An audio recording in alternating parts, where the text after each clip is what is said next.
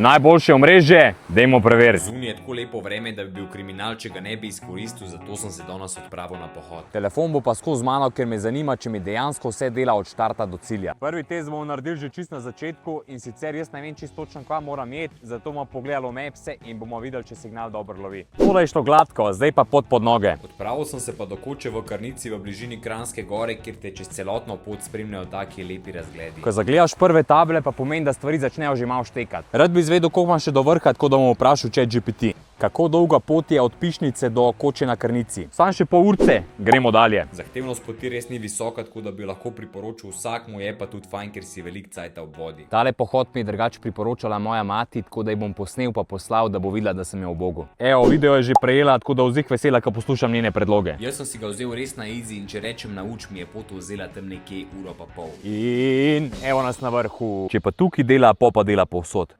Dor vesele pesmi poje. Muska se je začela predvajati takoj brez nalaganja. To je to. Njega pa junaka, ki gre v hribe in si ne prvoč polene slovenske pojedine, pa to je nekaj najlepšega. Ja, noč, naslednjica pa že redi za na Triglav. Kva pravaš?